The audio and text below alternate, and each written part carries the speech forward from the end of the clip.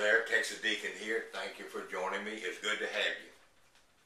If you're watching me on the Lone Star 1776 channel, which is Rudy's channel, please be advised that I have my own channel, the Texas Deacon, of course. I have to keep telling people because I get most of my viewers on Rudy. Rudy is so gracious to pick me up and put me on his channel.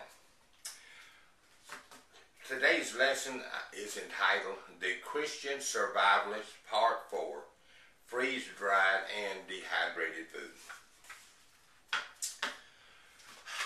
You've got to read 2 Kings 6:25 through 30 and go online and check out the 1972 commercial airliner crash in the Andes Mountains in South America. They will be eye-opening if you haven't done it already. Also read 1 Timothy 5:8. That's the passage that tells you that if anybody doesn't provide for their own family, they're worse than an infidel and have denied the faith, as the King James says. Also read 2 Thessalonians 3:10, where it tells us those that don't work, they don't get to eat either. And I am also including under that passage those who don't provide for the tragedy that's coming, the disaster or whatever. Those that do not provide are just as bad as those that don't work, and so they don't get to eat either. Commercially dried food. Freeze-dried is a better term. It's very good, very delicious. Peaches has a very long shelf life. The downside is it's just a little expensive. And as I said before, I gear my programs to those that are on the smallest budget. However, those that are on the smallest budget need to educate themselves on these freeze-dried food because I have a feeling that their economic situation is going to improve. At least I pray that it does. Now, again, we have, I guess, a quart of peaches and a gallon of freeze-dried apples. These things are delicious. This is when you shop online, you can get these. Shop around for the best price. These, you just boil water and pour into the container and you let it set and eat it right out of the container. Very good. Also, military rations, MRE, meals ready to eat. They're also very good if you can get them. Dehydrators. If you don't have a dehydrator, be careful where you purchase it. I've got most of the dehydrators that I've gotten over the years from garage sales, estate sales, where you get them for a very reasonable price. I kept the best looking one for myself, the biggest one. When I started to use it the other day, which I obviously don't use it very often, I discovered it does not have a blower motor. It has a heating element, but no blower motor. That's where it came from the factory.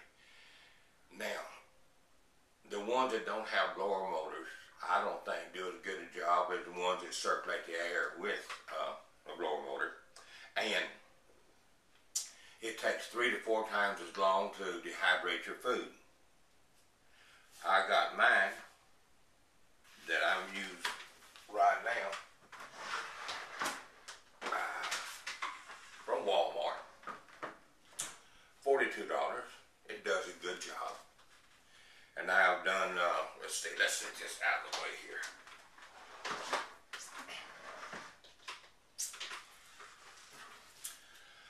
I've done bananas and apples.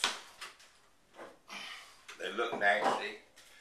They have about the same texture as beef jerky, but they taste good.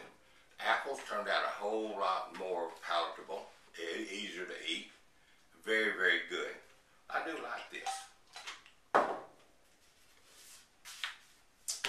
My personal opinion on food dehydration is that if you have access to the food which you're going to dehydrate is really how the Dehydrated comes into its own.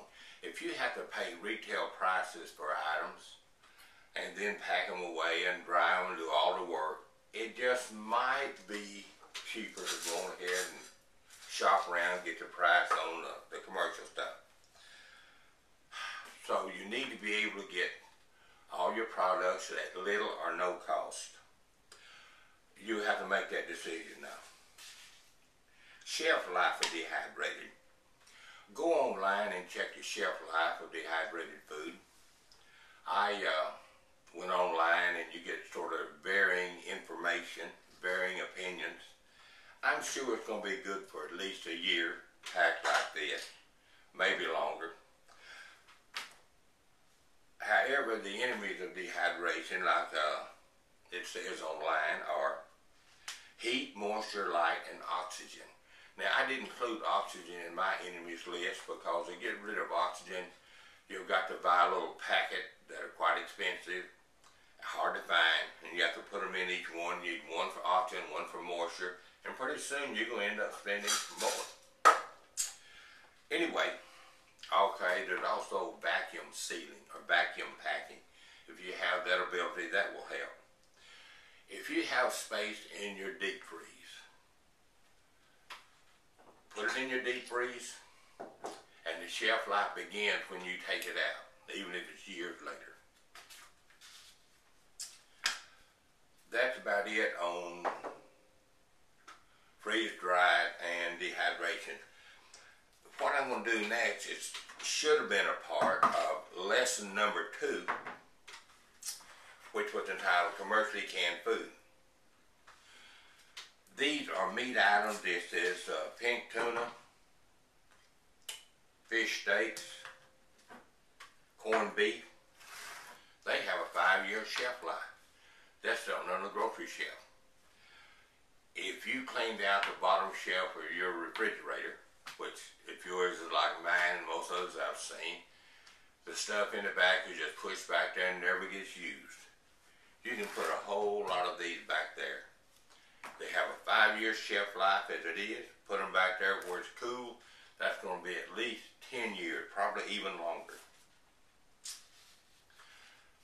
As I said earlier, the enemies of long-term food storage are heat, moisture, light, and no rotation. I talked about rotation in lesson number 2. However, we have 4 more enemies. They are friends, neighbors, relatives, and the government. They will all be after your food, so you got to protect it.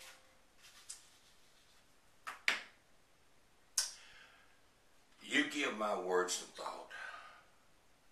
You pray about it, ask God to guide you. And then you do what your conscience tells you to do.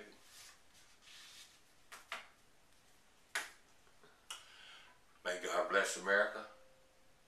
May God bless the Republic of Texas